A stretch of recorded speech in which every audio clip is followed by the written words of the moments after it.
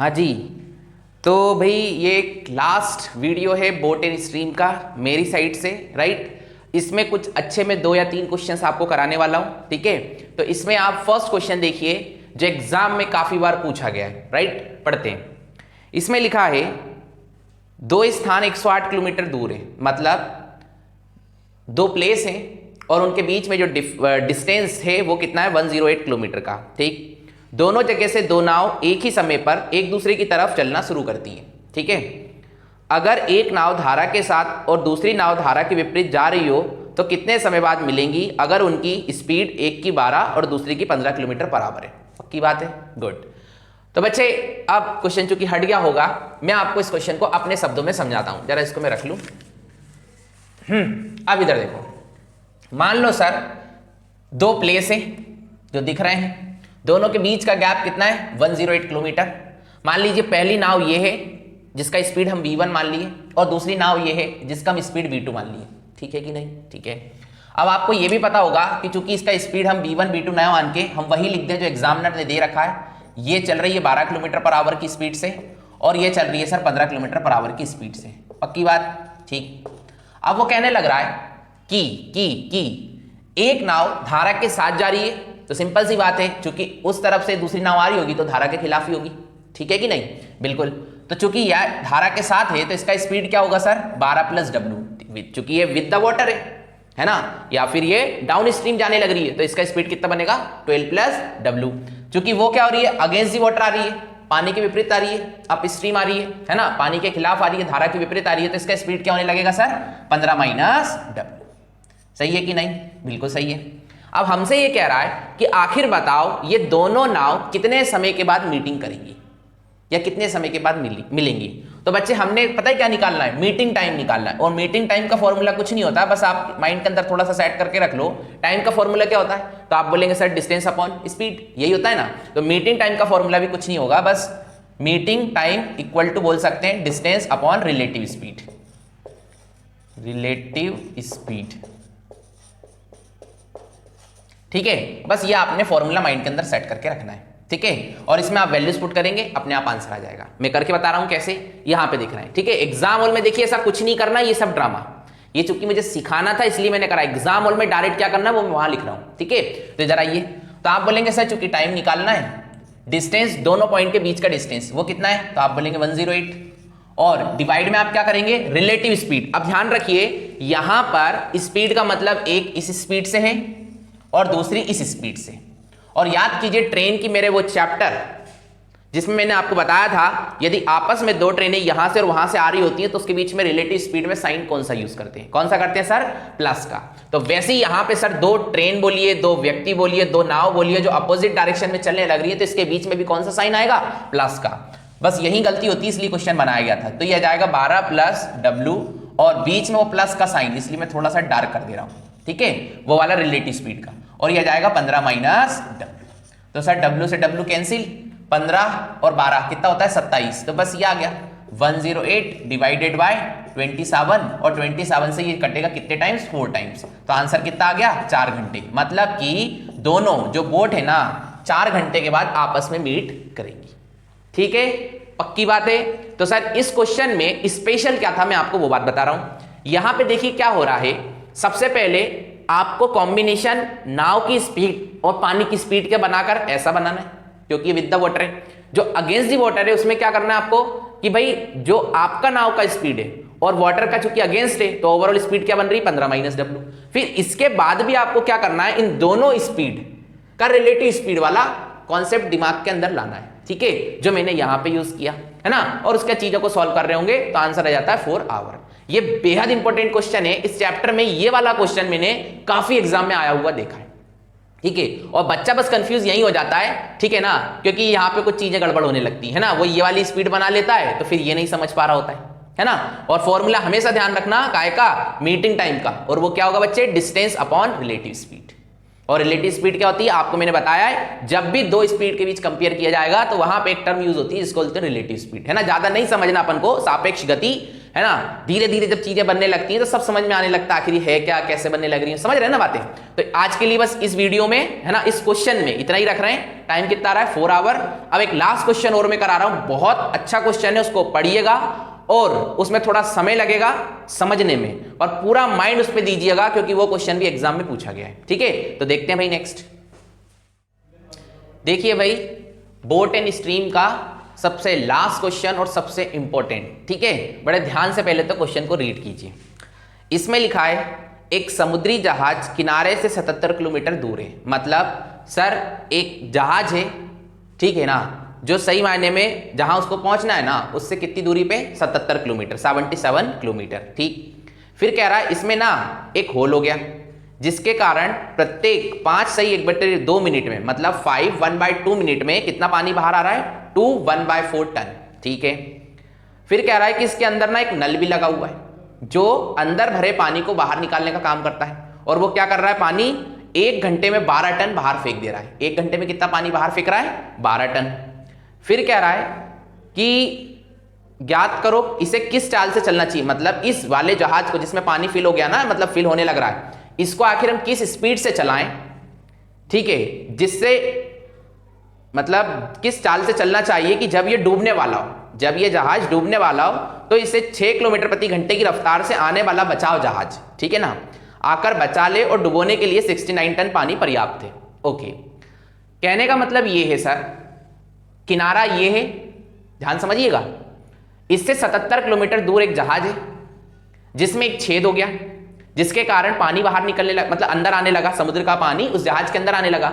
और किस रफ्तार से आ रहा है, 5 सही 1/2 मिनट में कितना पानी अंदर आ जाता है, 2 सही 1/4 टन। ठीक, फिर उसमें क्या है, एक नल लगा हुआ था, जिस नल को हम चालू कर दिए, वो इसलिए कर दिए कि जो अंदर पानी फिल हो रहा है ना उसको हम बाहर निकाल सकें, और वो किस रफ्तार से पानी निकालता है, 1 घंटे में 12 टन। ठीक, उसके बाद भी सिंपल सी बात है, पानी अंदर ही आ रहा होगा तभी दिक्कत क्रिएट हो रही होगी, यदि बाहर चले जाएगा तो फिर प्रॉब्लम ही क्या है ना, तो पानी तो फिर भी अंदर आने लग रहा होगा नल को चालू करने के बाद भी। ठीक है, तो जब जहाज के अंदर पानी अंदर आ रहा था तो फिर जहाज का जो चलाने वाला था उसने क्या करा, कॉल करके बोला कॉर्नर पे एक दूसरे व्यक्ति से, मतलब जहाज के मालिक से, कि भाई तुम वहां से ले आओ अपनी गाड़ी क्योंकि हम तो खत्म हो रहा है ना, तो हो सके तो बचा लो।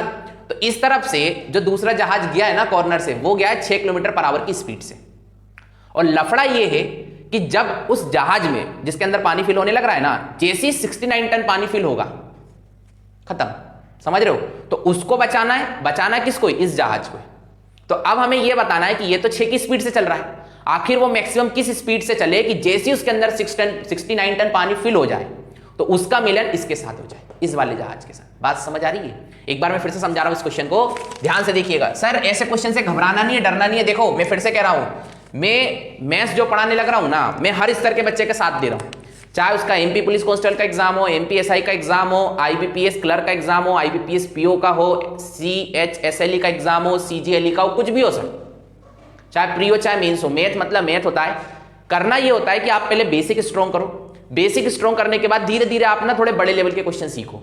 और आप ये सोचे कि नहीं हमसे तो बनेगा ही नहीं, तो सर मैं एक बात बताऊं, कोई एग्जाम भी बहुत मुश्किल से ही निकलेगा। फिर निकल गया तो निकल गया, नहीं तो पेपर देते रहो और बाद में कहते रहो एक भी नहीं निकला, है ना। तो सर मेहनत तो करना पड़ेगी। इस क्वेश्चन को ध्यान समझिए, मानता हूं हल्का सा थोड़ा सा टफ है, ठीक है, पर इतना भी मुश्किल नहीं है कि सीखा ही ना जा सके, है ना। देखिए मैंने यहां पे कुछ लिख रखा है, इसको बड़े ध्यान से समझिए। मान लीजिए सर ये कॉर्नर है और हमारा जो जहाज है वो यहां पर है, ठीक। अब इस कॉर्नर और इस जहाज के बीच का डिस्टेंस कितना है, 77 किलोमीटर, जो क्वेश्चन में मेंशन है, राइट। अब इसके अंदर एकदम क्या है, इसके अंदर पानी फिल होने लगा, है ना, एक छेद हो गया जिसके कारण पानी अंदर आने लगा, और किस स्पीड से आ रहा है वो यहां पे लिखा हुआ है, 5 1/2 मिनट में कितना पानी अंदर आ रहा है, 2 1/4 टन, ठीक।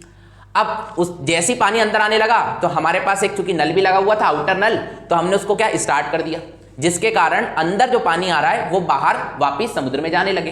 तो हमारा जो नल है वो किस स्पीड से काम कर रहा है, 1 घंटे में 12 टन पानी को बाहर फेंक रहा है, राइट। उसके बाद भी बच्चे पानी तो अंदर ही आ रहा होगा, तभी तो जहाज डूबेगा। और जैसे ही कितना पानी अंदर आ जाएगा, 69 टन, तो फिर हमारा जो ये वाला जहाज है वो शहीद हो जाएगा। तो हमें इस जहाज को बचाना है, तो हमें ये देखना है कि हमने कॉल तो कर दिया है इस वाले जहाज को, और वहां से चल भी दिया 6 किलोमीटर पर आवर की स्पीड से, और हम ये सोच रहे हैं कि जैसे ही 69 टन इसके अंदर पानी फिल होगा हमारा मिलन इस जहाज का इस वाले जहाज से हो जाएगा। तो आखिर हम किस स्पीड से काम करें या चलाएं इस जहाज को कि हमारा मिलन जैसे 69 टन पानी फिल हो इसके अंदर तुरंत इससे हो जाए। तो हमें वो स्पीड उसकी निकालनी है इस डूबते जहाज की। बात समझ आई? अब इस क्वेश्चन को मैं कैसे करूंगा, मैं इसको दो पार्ट में करूंगा। पहला मेरा ये मानना होगा कि सर ऐसे सोचो कि यार ये जो है ये पानी फिल हो रहा है और इस स्पीड से पानी बाहर निकल रहा है। तो ओवरऑल हम ये देखें कि 1 घंटे के अंदर कितना पानी अंदर आ रहा है। भाई ये तो बाहर निकल रहा है, ये सॉरी अंदर आ रहा है और ये वाला पानी बाहर निकल रहा है। तो ओवरऑल भर तो रहा होगा अंदर पानी, तो आखिर 1 घंटे में पानी भर कितना अंदर आए, पहले तो अपन वो निकाल लें। फिर अपन ये निकाल लें कि 69 टन पानी भरने के लिए आखिर कितना समय लगेगा।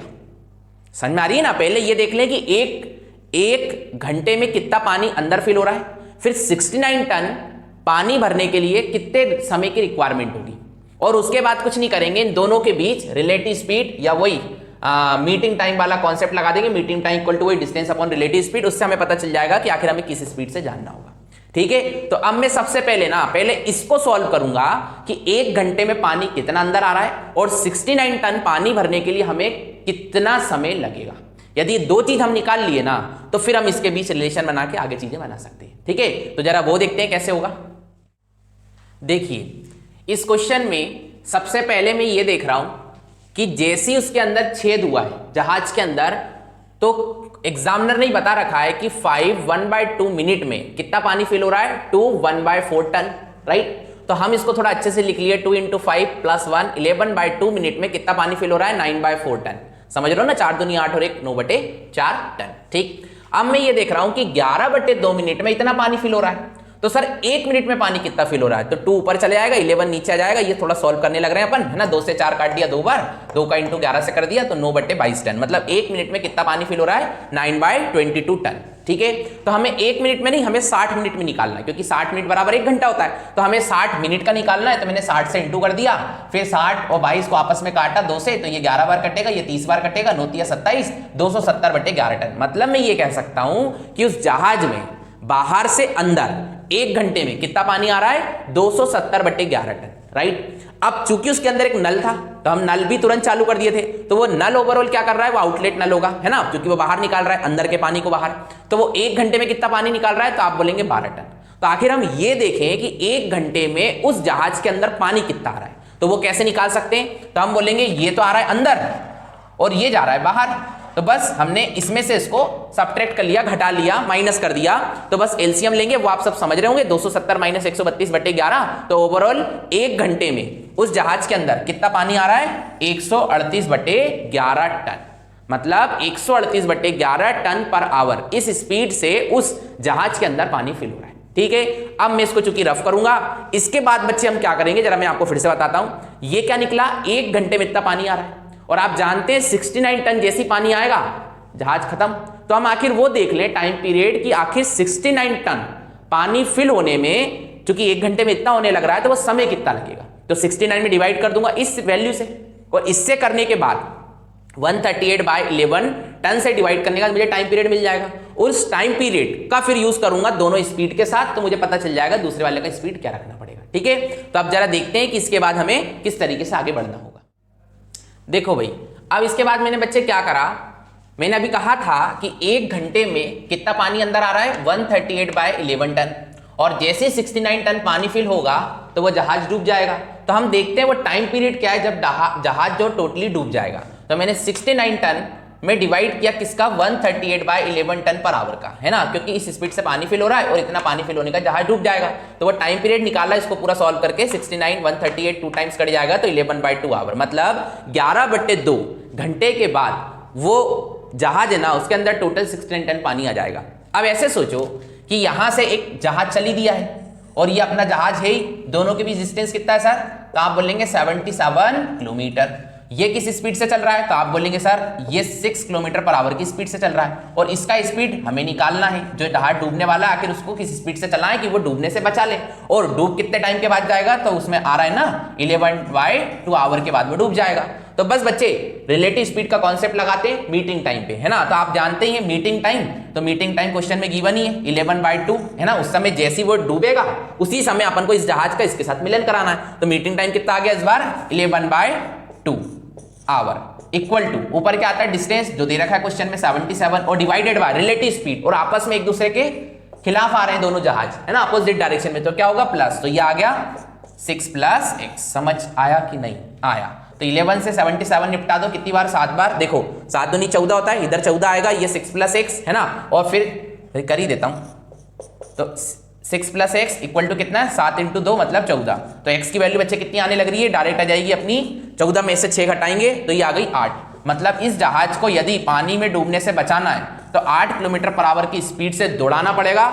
जैसे ही इसके अंदर 69 पानी फिल होगा, है ना, जैसे ही आएगा वैसे ही वो वाला जहाज इसके साथ मीट कर लेगा और सारी पार्टी उठ के उससे इस तरफ आ जाएगी, ठीक है, और भैया लोग बच जाएंगे, है ना, जहाज तो शहीद हो जाएगा पर लोग बच जाएंगे, ठीक है। तो बच्चे इस क्वेश्चन को कुछ इस तरीके से करना था। अब कुछ बच्चे तो बिल्कुल घबरा गए होंगे कि ये क्या है वो क्या है ना, ऐसा कुछ कभी नहीं सोचना।